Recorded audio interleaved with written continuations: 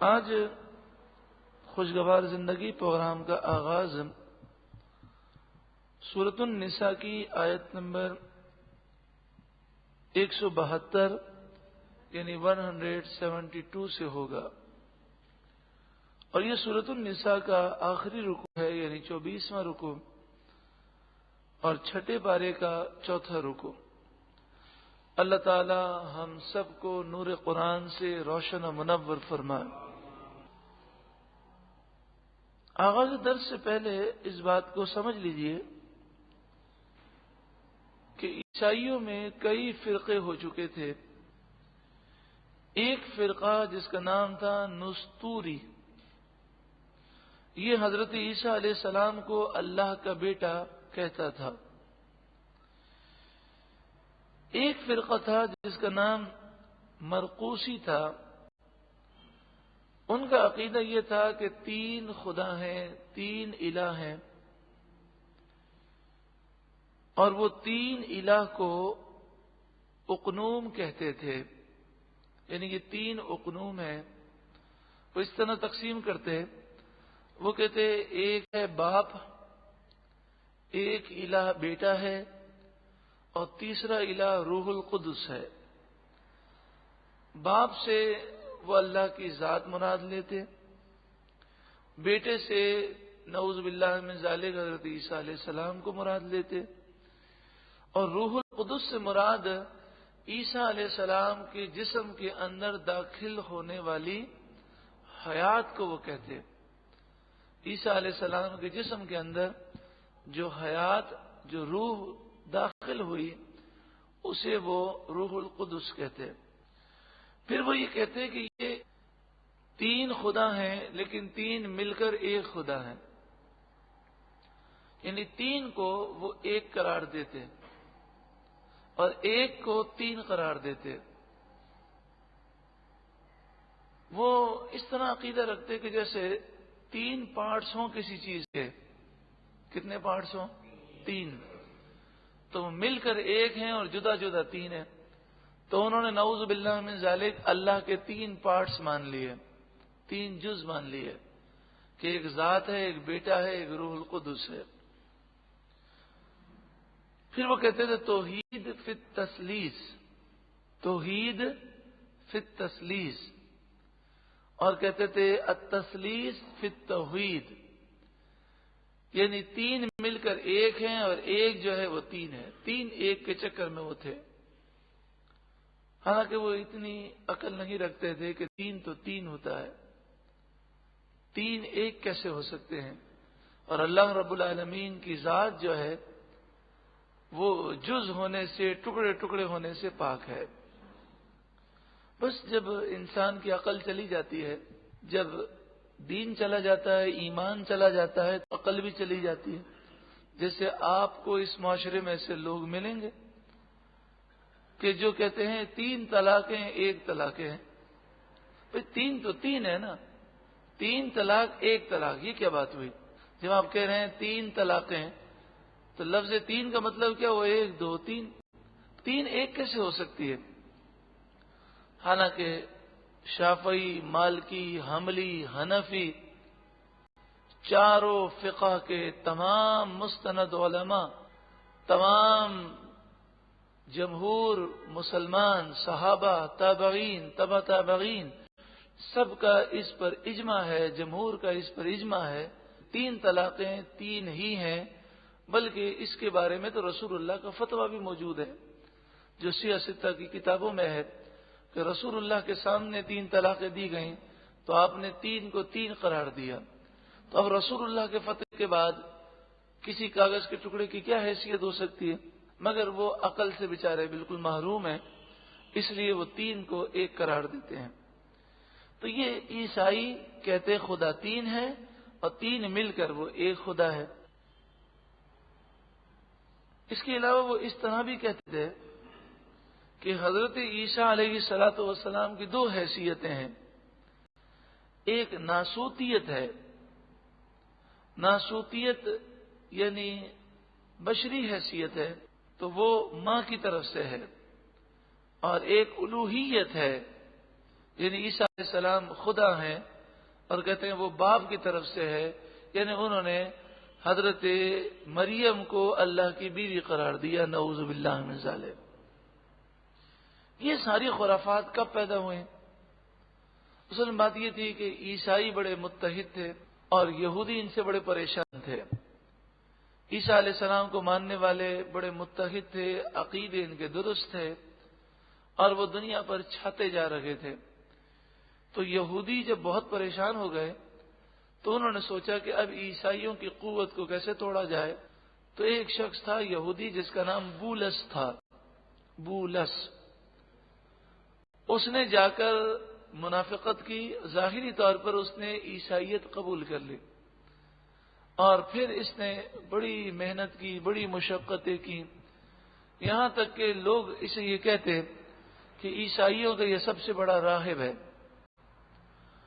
اور تمام عیسائی جب اس سے متاثر ہو گئے اور اسے اپنا سردار ماننے لگے تو پھر اس نے یہ کیا کہ الگ الگ عیسائیوں کو الگ الگ تعلیمات دی اور ہر ایک سے کہا کہ یہ راز کی باتیں ہیں، کسی کو مت بتانا۔ اس طرح جب یہ مر گیا تو اس سے تعلیم لینے والے عیسائیوں کے مختلف گروہ بن گئے، کسی کو اس نے کیا پٹی پڑھائی، کسی کو کیا پٹی پڑھائی۔ نتیجہ یہ ہوا کہ اس کے بعد عیسائی جو ہے کئی فرقوں میں ڈیوائیڈ ہو گئے۔ جس طرح بر صغیر میں انگریز کے آنے سے پہلے بر صغیر کے تمام مسلمان، بلکہ پوری دنیا کے مسلمان، انگریزوں اور فرانسیسیوں کے آنے سے پہلے پوری دنیا کے مسلمان، آج سے 300 سال 400 سال پہلے، سب یا رسول اللہ کہنے والے تھے۔ جو سنی تھا، جو اہل تشیع سے جس کا تعلق نہیں تھا، میں اس کی بات کر رہا ہوں، سب یا رسول اللہ کہنے والے، مزارات پر جانے والے، 11ویں 12ویں کرنے والے، میلاد شریف منانے والے تھے۔ انگریز آئے اور انگریزوں نے جب یہ دیکھا کہ ہم نے مسلمانوں سے حکومت چھینی ہے تو کبھی بھی یہ اٹھ سکتے ہیں، تو انہوں نے کیا کیا؟ انہوں نے مسلمانوں کے درمیان مختلف فرقے پیدا کیے تاکہ یہ آپس میں لڑتے رہیں۔ جب مسلمانوں پر شرک اور بدعت کے الزامات لگائے جائیں گے اور مسلمانوں کو مشرک مرتد سمجھا جائے گا تو نفرتیں تو پیدا ہوں گی، سیدھی سی بات ہے۔ جب مزارات پر بم دھماکے ہوں گے اور مزارات کو صنم اعظم بڑا بت کہا جائے گا تو نفرت تو پیدا ہوگی۔ سومناتھ کا مندر اگر داتا دربار کو کہا جائے گا تو نفرتیں تو پیدا ہوں گی۔ تو یہ انگریزوں نے ایسے لوگ پیدا کیے کہ جنہوں نے نفرت کے بیج بو دیے۔ اگر آپ کسی بھی شخص سے پوچھ لیجئے کہ یہ بتاؤ کہ تم آج یہ باتیں کر رہے ہو، تمہارے باپ دادا یا رسول اللہ کہتے تھے کہ نہیں کہتے تھے؟ وہ کہے گا ہاں کہتے تھے، مگر وہ ساتھ میں یہ کہے گا ہمارے باپ دادا مشرک تھے، وہ کافر تھے، وہ مرتد تھے، وہ بدعتی تھے۔ تو مشرک کی اولاد جو ہے وہ حرامی ہوتی ہے، ولد الحرام ہوتی ہے۔ تو اس کا مطلب یہ ہوا کہ تم ولد الحرام ہو، کہ جو مرتد ہے اس کا تو نکاح بھی نہیں ہوتا۔ شرعی مسئلہ ہے کہ جو اسلام کا دعویٰ کرے اور مرتد ہو جائے تو وہ کیا ہے؟ اس کا نکاح بھی نہیں ہوتا۔ تو اس کا مطلب یہ ہوا کہ تم مرتد کی اولاد ہو، اور جو مرتد کی اولاد ہو وہ تو ولد الحرام ہے، تو پھر اپنے آپ کو ولد الحرام مان لو۔ یعنی وہ کیسی باتیں کرتے ہیں۔ حالانکہ شرعی مسئلہ یہ ہے کہ جتنے ہم پیچھے جائیں گے، ہمارے لوگ، ہمارے اسلاف اسلام میں وہ زیادہ پختہ تھے۔ معلومات کا نہ ہونا اور بات ہے اور پڑھے لکھے نہ ہونا الگ بات ہے، لیکن عقائد کے اعتبار سے جو عقائد ان کی جڑوں میں ڈالے گئے تھے اس کے اندر وہ جو انہیں پختگی تھی، جو انہیں ایمان کی پختگی تھی، وہ پختگی کا آج ہمیں ذرا بھی نظر نہیں آتا۔ آپ دیکھیں جب مسلمان ہجرت کر کے انڈیا سے پاکستان آئے، کروڑ پتی لوگ کنگلے ہو چکے تھے، لیکن اس حالت کے اندر بھی انہوں نے ہاتھ نہیں پھیلائے۔ بھوکے رہیں لیکن لوگوں سے مانگا نہیں ہے، بھوکے رہیں لیکن کوئی فراڈ نہیں کیا، حرام نہیں کمایا۔ اور آج کتنا بھی انسان مذہبی بنتا ہو، چند دن اگر مالی پرابلم آتی ہے، پریشانی آتی ہے تو وہ حرام میں پڑ جاتا ہے۔ تو جو ایمان کی پختگی انہیں ملی تھی وہ آج کے دور میں لوگوں میں نہیں ہے۔ اور جیسے جیسے رسول اللہ صلی اللہ علیہ وآلہ وسلم کے زمانے سے دوری ہوتی جائے گی، ویسے ویسے لوگوں کے ایمان کمزور ہوتے جائیں گے۔ تو اگر اپنے اسلاف کے متعلق کوئی یہ کہے کہ وہ سارے مشرک تھے، مرتد تھے، بدعتی تھے، تو اس کا مطلب یہ ہوا کہ وہ صحیح تھے اور ہم غلط ہیں، کیونکہ وہ اسلام کا زیادہ درد رکھتے تھے اور وہ اسلام کے لیے زیادہ قربانی دینے والے تھے۔ تو خلاصہ کلام یہ ہے کہ انگریزوں نے کچھ نہیں کیا، انہوں نے یہ فرقے بنا دیے، قادیانی فرقہ ہو یا اسی طرح کے جتنے گستاخان رسول فرقے ہیں، سب انگریزوں کی پیداوار ہے، انگریزوں کے آنے کے بعد بنے، غلط تراجم انگریزوں کے آنے کے بعد ہوئے، مسلمانوں پہ شرک اور بدعت کے الزامات انگریزوں کے آنے کے بعد لگے۔ اللہ تبارک و تعالی مسلمانوں کو اسی صحیح عقیدے پر قائم و دائم فرمائے اور ان تمام باطل فرقوں سے مسلمانوں کو محفوظ فرمائے۔ تو بات یہ ہو رہی تھی، اس یہودی نے عیسائیوں کے درمیان فرقے پیدا کیے، لیکن کیسے؟ عیسائی لبادہ اوڑھ کر پہلے وہ عیسائیوں کا بہت بڑا عالم اور راہب بن گیا، جب اعتماد اور بھروسہ لوگوں کو ہو گیا تو اس نے پھر ایسی باتیں کی، اس کی باتوں کی وجہ سے عیسائیوں کے اندر مختلف گروہ پیدا ہوئے۔ اب عیسائیوں کا یہ عقیدہ بن گیا کہ حضرت عیسیٰ علیہ الصلوۃ والسلام الہ ہیں، خدا ہیں، معبود ہیں۔ جب نبی اکرم صلی اللہ علیہ وآلہ وسلم نے یہ فرمایا کہ حضرت عیسیٰ علیہ السلام اللہ کی عبادت کرتے ہیں، وہ اللہ کے بندے ہیں، اللہ کے رسول بھی ہیں، اللہ نے انہیں مقام و مرتبہ دیا، ان کا جو مقام و مرتبہ ہے وہ رسول اللہ نے بیان کیا، لیکن جب آپ نے ساتھ میں یہ فرمایا کہ وہ اللہ کے بندے ہیں، خدا نہیں ہیں، اور وہ اللہ کی بندگی کرتے ہیں، عبادت کرتے ہیں، تو عیسائیوں نے کہا نبی اکرم صلی اللہ علیہ وآلہ وسلم سے کہ ہم آپ پر ایمان اس لیے نہیں لاتے، جیسے نجران کا وفد آیا، اس نے آ کر کہا کہ ہم آپ پر ایمان اس لیے نہیں لاتے کہ آپ جو ہیں عیسیٰ علیہ السلام کو برا کہتے ہیں، ان پر عیب لگاتے ہیں۔ تو نبی اکرم صلی اللہ علیہ وآلہ وسلم نے فرمایا ہم نے عیسیٰ علیہ السلام کی کون سی برائی کی ہے، کون سا عیب لگایا ہے؟ تو وہ کہنے لگے کہ آپ یہ کہتے ہیں کہ عیسیٰ علیہ السلام اللہ کی عبادت کرتے ہیں، تو یہ حضرت عیسیٰ علیہ السلام پر عیب لگانا ہے۔ پیارے آقا صلی اللہ علیہ وآلہ وسلم نے فرمایا اللہ کی عبادت کرنا یہ بندے کے لیے سعادت ہے، اللہ کی عبادت کرنا یہ بندے کے لیے کیا ہے؟ سعادت ہے۔ تو عیسیٰ علیہ الصلوۃ والسلام کے لیے سعادت ہے، آپ اس میں کوئی شرم اور عار محسوس نہیں کرتے۔ اس پر یہ آیت کریمہ نازل ہوئی لن یستنکف المسیح ان یکون عبدا للہ، ہرگز مسیح حضرت عیسیٰ علیہ السلام عار محسوس نہیں کرتے، شرم محسوس نہیں کرتے، ان یکون عبدا للہ، اللہ کا بندہ بننے میں، عبدن یعنی عبادت کرنے میں۔ حضرت عیسیٰ علیہ الصلوۃ والسلام اللہ کی عبادت کرنے میں کوئی عار محسوس نہیں کرتے۔ وَلَلْمَلَائِكَةُ الْمُقَرَّبُونَ، اور نہ ہی مقرب فرشتے کوئی عار، کوئی شرم محسوس کرتے ہیں یا اپنے لیے برا سمجھتے ہیں، ایسی بات نہیں، بلکہ وہ تو اسے سعادت سمجھتے ہیں۔ اور وہ ایسا کیسے کر سکتے ہیں؟ کیونکہ وہ مقرب بندے ہیں، اور مقرب بندے کبھی ایسی حرکت نہیں کر سکتے، کیونکہ وَمَن يَسْتَنْكِفْ عَنْ عِبَادَتِهِ، اور جو کوئی اللہ کی عبادت سے عار محسوس کرے، وَيَسْتَكْبِرْ، اور اللہ کی عبادت کرنے سے تکبر محسوس کرے، تکبر کرے، فَسَيَحْشُرُهُمْ إِلَيْهِ جَمِيعًا، تو عنقریب اللہ ان سب کو اپنے پاس جمع فرمائے گا اور ان کی برائیوں کی انہیں سزا دے گا۔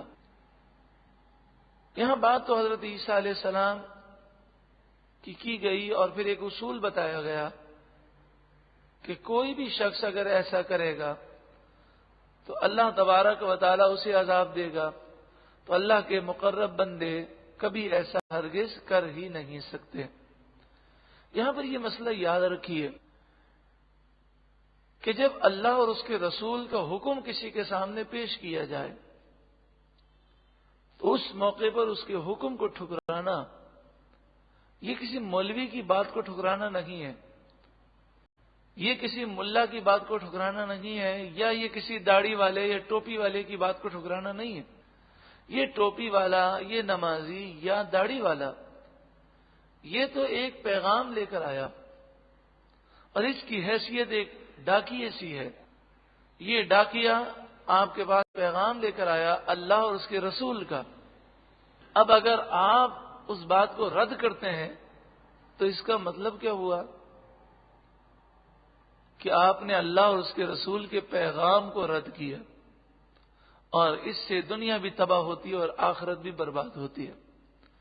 اسی لیے کہا گیا، جیسے بعض فقہا نے یہ لکھا کہ اگر مفتی کوئی فتویٰ لکھے اور کوئی کہے کہ میں اسے نہیں مانتا تو وہ کافر ہے۔ کس حیثیت سے کافر ہے؟ اگر وہ سمجھتا ہو کہ یہ فتویٰ جو ہے مفتی نے لکھا ہے شریعت کے مطابق ہے۔ کس کے مطابق ہے؟ شریعت کے مطابق۔ مفتی جو ہے وہ صحیح العقیدہ ہے اور اس نے جو فتویٰ لکھا ہے وہ شریعت کے مطابق ہے۔ اب وہ کہے میں اس کو نہیں مانتا، اس کا مطلب کیا ہوا؟ میں شریعت کو نہیں مانتا۔ جیسے ایسے کئی واقعات ہوئے کہ وراثت کا مسئلہ لکھ کر دیا گیا اور پھر لوگوں نے جا کر انہیں دکھایا، اس میں لکھا تھا کہ بہن کا اتنا حصہ ہوگا، بھائی کا اتنا حصہ ہوگا، شریعت کے مطابق وراثت کی تقسیم اس طرح ہوگی۔ تو کئی لوگوں نے فتویٰ پھاڑ دیا، نعوذ باللہ من ذالک، اور کہنے لگے ہم شریعت وریت کو نہیں مانتے، ہم تو وہی کریں گے جو ہماری خاندانی رسم ہے، ہمارے خاندان میں بیٹیوں کو، عورتوں کو حصہ نہیں دیا جاتا۔ اس کا مطلب کیا ہوا؟ مطلب یہ ہوا کہ اسلام کے حکم اور شریعت کے مقابلے میں فوقیت کس کو دی جا رہی ہے؟ خاندانی رسومات کو۔ تو شریعت کے سامنے انسان سر جھکا دے، شریعت کے سامنے اگر سر نہیں جھکاتا تو وہ غدار ہے، وہ باغی ہے۔ خطا کار کی بخشش ہو سکتی ہے، غدار کے لیے کوئی بخشش نہیں ہے، باغی کے لیے کوئی بخشش نہیں ہے۔ کتنا بھی انسان خطا کار ہو لیکن گناہ کو گناہ سمجھ کر کرے، اور اسی حال میں اگر مر بھی جائے، ایمان پر اگر ختم ہوا ہے تو وہ بالآخر جنت میں ضرور جائے گا، لیکن باغی اور غدار کی بخشش نہیں ہے۔ تو جو بھی انسان گناہ کرتا ہے گناہ کو گناہ ضرور سمجھے اور اپنے آپ کو خطا کار سمجھے، غلط تعویلیں نہ کرے اور بغاوت کا اعلان نہ کرے۔ فَأَمَّا الَّذِينَ آمَنُوا وَعَمِلُوا الصَّالِحَاتِ، پس بہرحال وہ لوگ کہ جو ایمان لائے اور انہوں نے اچھے عمل کیے، فَيُوَفِّيهِمْ أُجُورَهُمْ، تو اللہ تبارک و تعالی انہیں ان کی مزدوری پوری پوری عطا فرمائے گا۔ اجورہم، ان کے اجر، ان کی مزدوریاں، یوفیہم، انہیں پوری پوری ادا کرے گا، وَيَزِيدُهُم مِّن فَضْلِهِ، اور اپنے فضل سے انہیں بہت عطا فرمائے گا۔ جہاں تک ہماری مزدوری کا تعلق ہے، اب دیکھیں نا آپ اور میں یہ سوچوں کہ صبح صادق سے لے کر غروب آفتاب تک بھوکا پیاسا رہنا، دنیا کے اندر اگر ہم یہ کام کریں تو اس پر ہمیں کوئی 100 روپے بھی نہ دے، اس کی مزدوری 100 روپے بھی نہیں بنتی ہے۔ وہ کہے گا بھوکا پیاسا رہو تو مجھے کیا اس سے۔ دنیا کے حصول کے لیے انسان کتنا بھوکا پیاسا رہتا ہے، کتنی بھاگ دوڑ کرتا ہے، کتنی مشقت کرتا ہے۔ صبح سے لے کر شام تک مزدور کام کرتا ہے، 300 روپے، 250 روپے، 350 روپے ملتے ہیں، لیکن 2 رکعت نفل پڑھنے میں کیا مشقت ہے۔ تو مزدوری تو پوری ملے گی، لیکن اللہ تبارک و تعالی جو 2 رکعت نفل اگر قبول کر لے تو اتنی بڑی جنت دے گا، یہ اس کا فضل ہے، ورنہ اس کی مزدوری تو نہیں بنتی، یہ اس کا فضل ہے۔ وَأَمَّا الَّذِينَ اسْتَنكَفُوا، اور بہرحال جو لوگ نفرت کریں، آر محسوس کریں اللہ کی عبادت کرنے سے، وَاسْتَكْبَرُوا اور تکبر کریں، اللہ کے حکم کے سامنے اپنی چلائیں اور تکبر کریں، یعنی بغاوت کریں، فَيُعَذِّبُهُمْ عَذَابًا أَلِيمًا تو اللہ انہیں دردناک عذاب دے گا۔ یہاں پر میں یہ عرض کرنا ضروری سمجھتا ہوں کہ جب تاتاریوں نے مسلمانوں پر حملہ کیا اور چاروں طرف سے مسلمانوں کو کچل رہے تھے تو مسلمان ضروری باتوں کو چھوڑ کر غیر ضروری باتوں میں لگے ہوئے تھے۔ جگہ جگہ گلی گلی یہ بحث ہو رہی تھی کہ سوئی کے ناکے میں سے، سوئی کے سوراخ میں سے کیا فرشتے گزر سکتے ہیں یا نہیں گزر سکتے، حالانکہ اس بحث کی کوئی ضرورت نہ تھی۔ تو آج یہ میڈیا پر جو 100 سے زائد چینل دیکھے جاتے ہیں اس میں بھی اسی قسم کی بحثیں ہیں۔ نماز کے فرائض، واجبات، شرائط، کن چیزوں سے نماز ٹوٹتی ہے، کن چیزوں سے نماز مکروہ ہوتی ہے، اس پر کوئی زور نہیں۔ روزے کے مسائل کیا ہیں، حج کے مسائل کیا ہیں، حلال حرام کے مسائل کیا ہیں، کاروبار میں کون سی چیزیں حرام ہیں، پردے کے احکامات کیا ہیں، داڑھی شریف کن کن حدیثوں سے واجب ثابت ہے، اس پر کوئی زور نہیں۔ زور کس پہ ہو رہا ہے؟ زور غیر ضروری باتوں پر، مذاکرے ہو رہے ہیں غیر ضروری باتوں پر، اور لوگوں کے ذہنوں کو غیر ضروری باتوں کی طرف لگایا جا رہا ہے۔ بھئی حکم تو یہ تھا نا کہ ہم قربانی کریں اللہ کی رضا کے لیے، اور کس کے لیے کریں؟ حضرت ابراہیم علیہ السلام کی یاد کو قائم رکھتے ہوئے، اور قربانی کریں تو اپنی جان اپنا مال سب کچھ اللہ کی بارگاہ میں قربان کرنے کا عزم کریں، اپنے جانور یعنی نفس کو ذبح کریں، شیطان کی مخالفت کا عزم کریں، اور زندگی اللہ اور اس کے رسول کے فرمان کے مطابق گزارنے کا عزم کریں، سنت کے مطابق قربانی کریں۔ اصل بات تو یہ تھی، یہ ساری باتیں چھوڑ دی گئی، اور بحث کس پہ ہو رہی ہے؟ یہ قربانی کے جانور پل صراط پر سواری بنیں گے، رسول اللہ نے فرمایا۔ تو پل صراط تو بال سے باریک ہے، تلوار سے زیادہ تیز ہے، تو اب یہ سواری بنیں گے تو جانور گائے ہو یا بیل ہو اس پر تو بیٹھا جا سکتا ہے، لیکن کسی نے ساری زندگی بکریاں ذبح کی تو بکری پر وہ کیسے بیٹھے گا؟ اب یہ کوئی بات ہے سوچنے والی؟ نعوذ باللہ من ذالک۔ پھر کہتے ہیں بکری ہو، بکرا ہو یا گائے ہو تو وہ اس کی چلنے کی جو عادت ہے وہ پاؤں پھیلا کر چلتی ہے، پاؤں ملا کر تو وہ چل نہیں سکتی۔ تو بال سے باریک پل صراط ہے، اس پر گائے گزرے گی کیسے؟ پھر کسی نے 50 سال تک قربانی کی ہے تو 50 قربانیاں اس کے لیے جمع ہو گئی تو ایک ہی سواری کافی ہے، تو ہمیں ہر سال قربانی کرنے کی کیا ضرورت ہے؟ یہ سب بکواسات ہیں، یہ سب بک بک ہے، اور یہ سب بغاوت ہے، یہ غداری ہے۔ رسول اللہ کے فرمان کے سامنے آدمی سر جھکا دے۔ سمجھ میں آ جائے تو یہ ہماری عقل کی سعادت ہے، سمجھ میں آ جائے تو ہماری عقل کی سعادت ہے، سمجھ میں نہ آئے تو کس کا قصور ہے؟ عقل کا قصور ہے۔ ہم ایمان لائے رسول اللہ کے ہر فرمان پر، اور رسول اللہ کا ہر فرمان سچا ہے۔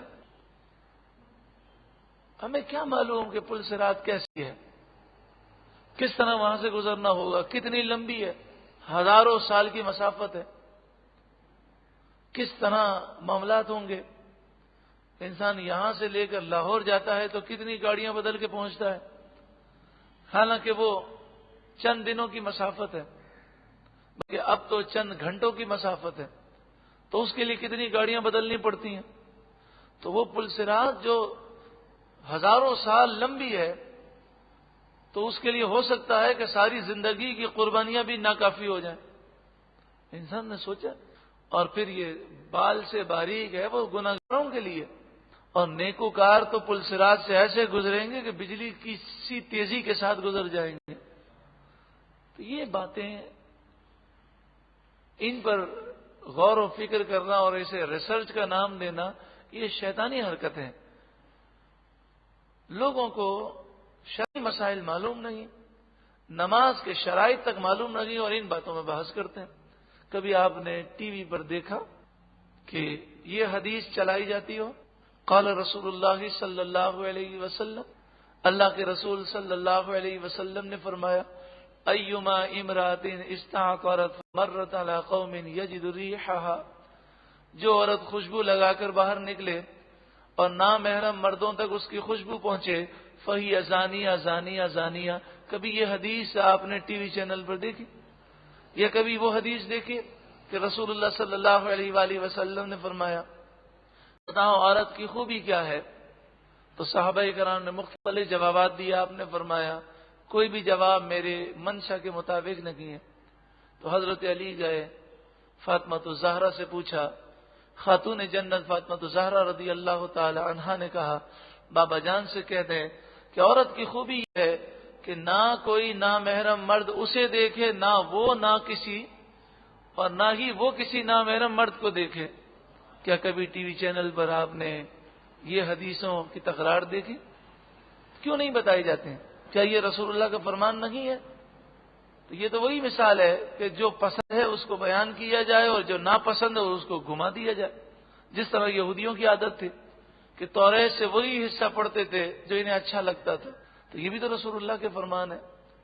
آپ صلی اللہ علیہ وآلہ وسلم نے فرمایا المرأۃ، عورت جو ہے وہ پوری کی پوری عورت ہے، یعنی پوری کی پوری چھپانے کی چیز ہے۔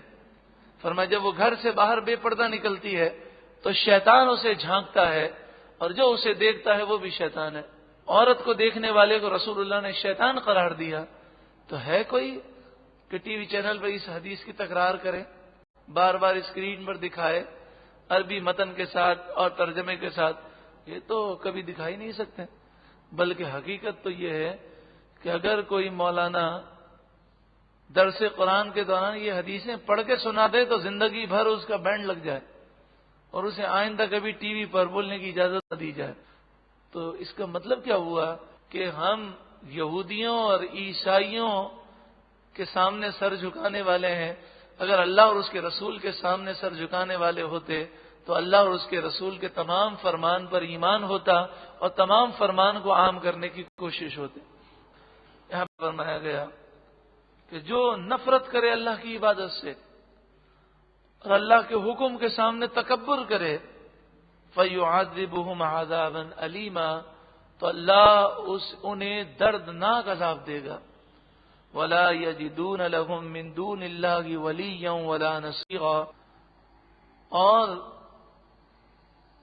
وہ ان کے لیے اللہ کے مقابلے میں کوئی دوست اور مددگار نہ پائیں گے۔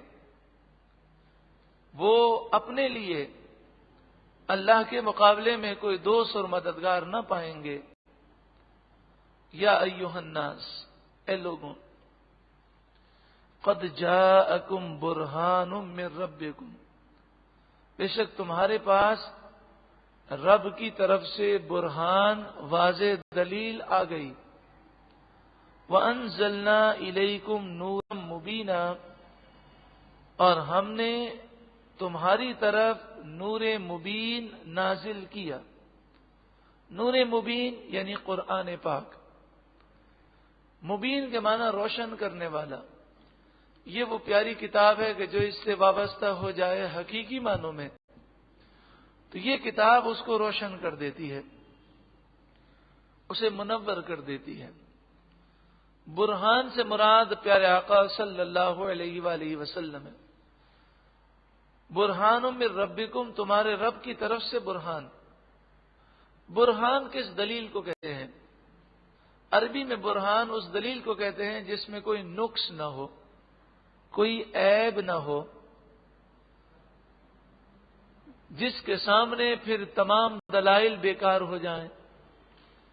رسول اللہ برہان ہے۔ کس بات پر برہان ہے؟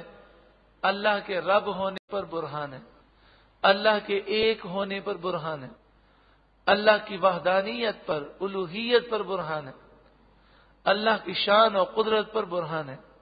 اب اگر کوئی اس برہان میں عیب تلاش کرتا ہے تو وہ رسول اللہ میں عیب تلاش نہیں کر رہا، وہ رب کی برہان میں عیب تلاش کر رہا۔ جو رسول اللہ کو ناقص قرار دیتا ہے وہ رسول اللہ کو ناقص قرار نہیں دے رہا، بلکہ وہ اللہ کی برہان کو ناقص قرار دے رہا، کیونکہ رسول اللہ اللہ کی توحید پر برہان ہے۔ آپ صلی اللہ علیہ وآلہ وسلم جب اللہ کی طرف سے برہان ہے تو اللہ تعالیٰ نے آپ کو بے عیب پیدا کیا، سر سے لے کر پاؤں مبارک تک آپ کو اللہ تعالیٰ نے وہ حسن و جمال عطا فرمایا، وہ طاقتیں عطا فرمائیں۔ اعلی حضرت امام اہل سنت امام احمد رضا علیہ الرحمہ نے کئی قرآن کی آیتوں، کئی حدیثوں اور کئی صحابہ اور کئی بزرگان دین کے اقوال کو بیان کر کے ایک نتیجہ بیان کیا، اور آپ نے فرمایا نتیجہ یہ نکلا کہ اللہ تعالی نے جسے نعمت قرار دیا، تو جس کو جو نعمت ملی ایسا نہیں ہو سکتا کہ وہ نعمت رسول اللہ کو نہ ملی ہو۔ جس کو جو طاقت، جو مقام، جو مرتبہ، جو نعمتیں دیں وہ اللہ تعالیٰ نے رسول اللہ کو بھی عطا فرمائے، بلکہ حقیقت یہ ہے کہ جس کو جو نعمت اللہ تعالیٰ نے دی وہ رسول اللہ کے واسطے سے عطا فرمائے، اور اس کے علاوہ اللہ نے اپنے محبوب کو وہ کمالات، وہ مقامات عطا فرمائے کہ جو کسی کو بھی نہیں عطا فرمائے۔ یہ ہے ایک عاشق رسول کا انداز کہ وہ رسول اللہ کی شان کیسے بیان کرتا ہے۔ عقید جہاں صلی اللہ علیہ وآلہ وسلم فرماتے ہیں میں وہ دیکھتا ہوں جو تم نہیں دیکھ سکتے، میں وہ سنتا ہوں جو تم نہیں سن سکتے، میری آنکھیں سوتی ہیں، میرا دل جاگتا ہے، میں اندھیرے میں بھی دیکھتا ہوں، میں جس طرح آگے دیکھتا ہوں اس طرح پیچھے بھی دیکھتا ہوں، نہ مجھ پر تمہارا رکوع پوشیدہ ہے اور نہ ہی خشوع پوشیدہ ہے۔ خشوع کس کو کہتے ہیں؟ دل کی کیفیت کو، یعنی میں تمہارے ظاہر کو بھی دیکھتا ہوں، تمہارے باطن کو بھی دیکھتا ہوں۔ یہ بخاری شریف کی حدیثیں ہیں۔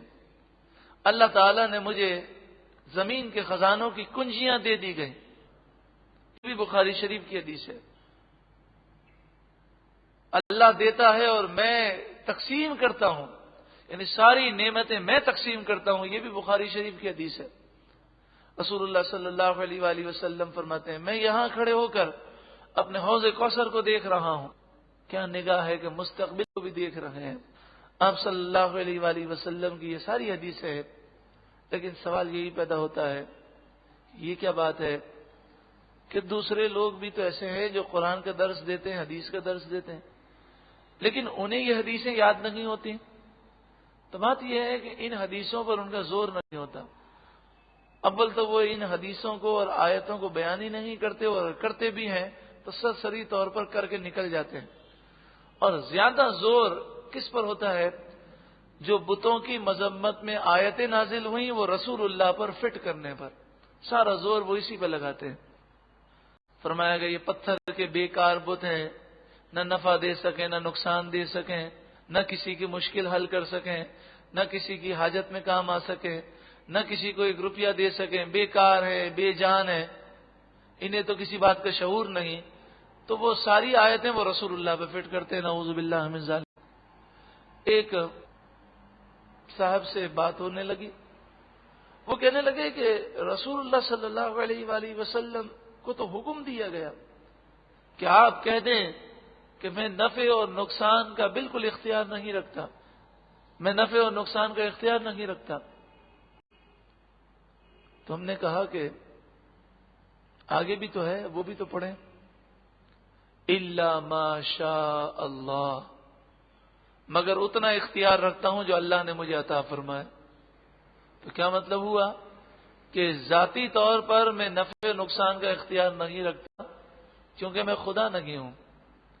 ہاں الا ما شاء اللہ، جو اللہ چاہے اور جو مجھے اختیار دے وہ میں اختیار رکھتا ہوں۔ تو کہنے لگا الا ما شاء اللہ تو قرآن میں ہے ہی نہیں، میں تو 40 سال سے قرآن پر ریسرچ کر رہا ہوں، پورے قرآن میں کہیں بھی نہیں ہے۔ تو فقیر نے عرض کیا کہ جب عشق رسول نہ ہو، جب عشق رسول نہ ہو تو پھر یہ باتیں نظر کہاں آتی ہیں؟ پھر کسی کو آپ سے محبت نہ ہو، نفرت ہو، تو آپ میں کوئی خوبی اسے نظر آئے گی؟ اور اگر محبت ہوگی تو عیب بھی اسے خوبی محسوس ہوں. تو اگر رسول اللہ سے محبت ہے تو وہ ذات ہیں جنہیں اللہ نے بے عیب پیدا کیا. اگر محبت ہے تو عیب کہاں سے نظر آئے گا؟ عیب ہے ہی نہیں.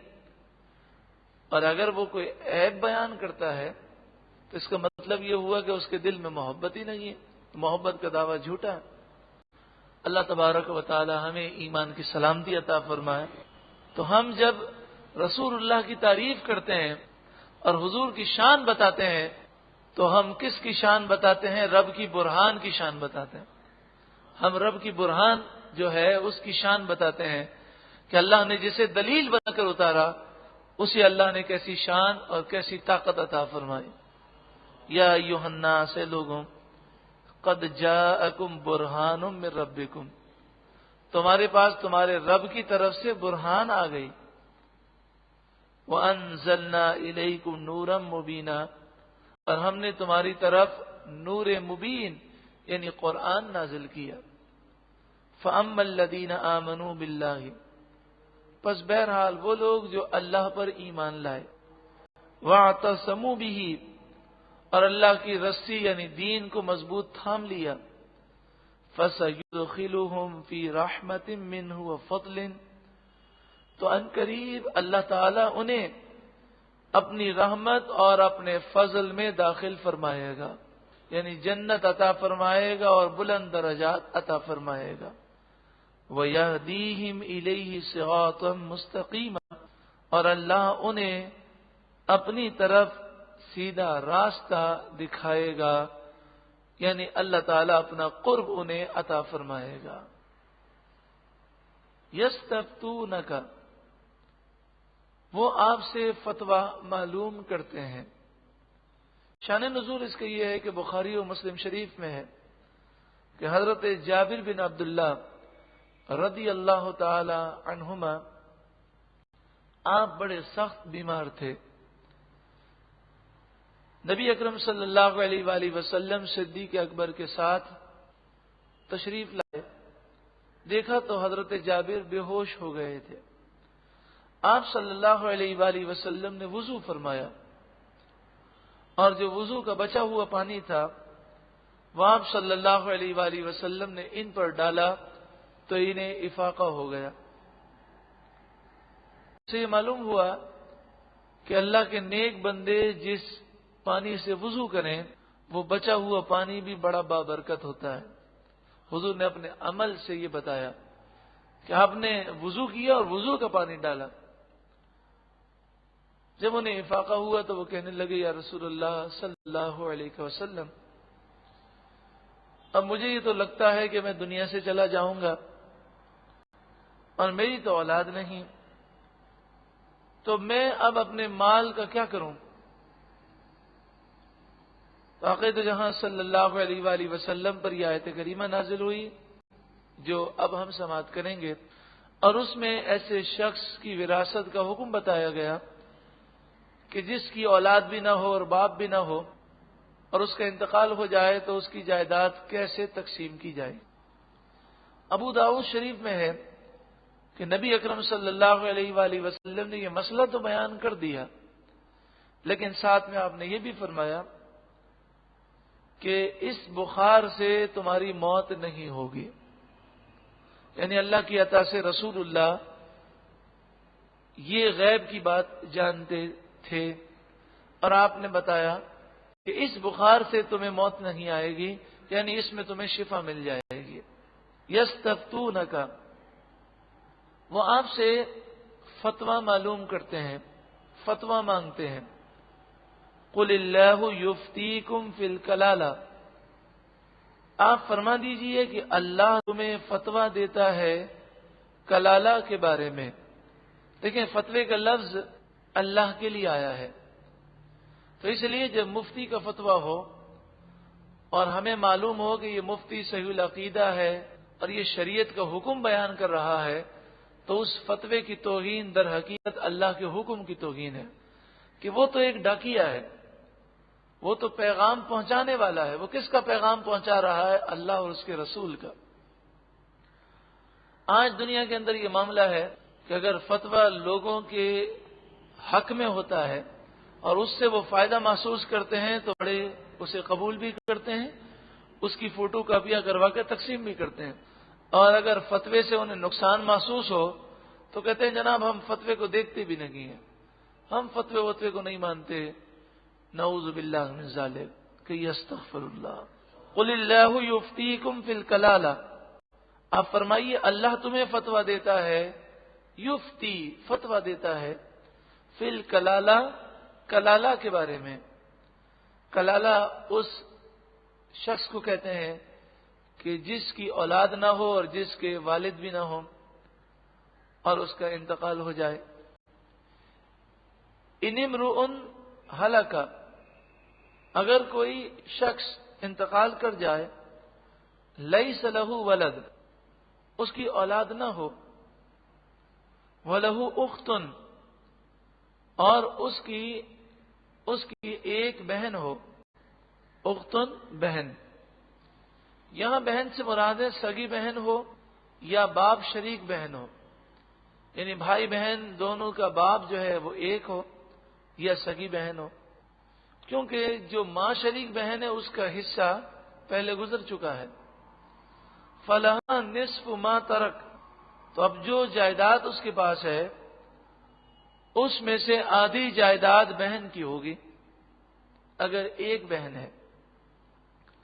وَهُوَ يَرِثُهَا إِن لَّمْ يَكُن لَّهَا وَلَدٌ، اور وہ مرد اپنی بہن کا وارث ہوگا اگر بہن کی اولاد نہ ہو، یعنی بہن کا انتقال ہو جائے تو پوری جائیداد کا بھائی وارث ہو جائے گا اگر اس کی اولاد نہ ہو۔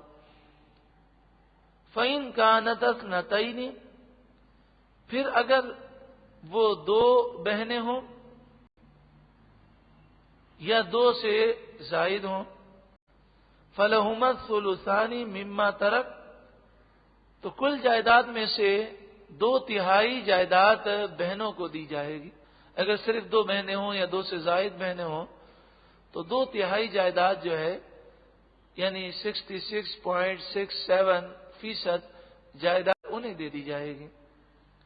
وَإِن كَانُوا إِخْوَةً رِجَالًا وَنِسَاءً، اور اگر کئی مرد اور کئی عورتیں ہوں، یعنی بہن بھی ہو بھائی بھی ہو، ایک ہوں یا ایک سے زائد ہوں، تو پھر جائیداد کی تقسیم اس طرح ہوگی، فَلِلذَّكَرِ مِثْلُ حَظِّ الْأُنثَيَيْنِ، تو مرد کے لیے حصہ ہوگا دو عورتوں کے حصے کے برابر، یعنی دو بہنوں کے حصے کے برابر ایک حصہ، دو بہنوں کے حصے کے برابر حصہ بھائی کو دیا جائے گا۔ یعنی جائیداد کی تقسیم اس طرح ہوگی کہ بھائی کو 2 حصے مل جائیں اور بہن کو 1 حصہ مل جائے۔ یبین اللہ لکم ان تضلوا، اللہ تعالی تمہیں یہ احکام کھول کھول کر بیان کرتا ہے، کھول کھول کر بیان کرتا ہے، ان تضلوا، تاکہ تم گمراہ نہ ہو جاؤ، کیونکہ دولت ایسی خطرناک چیز ہے کہ اس کی وجہ سے انسان گمراہی میں پڑ سکتا ہے، تو اس لیے جائیداد کی تقسیم کو کھول کر بیان کیا گیا۔ واللہ بکل شیء علیم، اور اللہ ہر چیز کو خوب جاننے والا ہے۔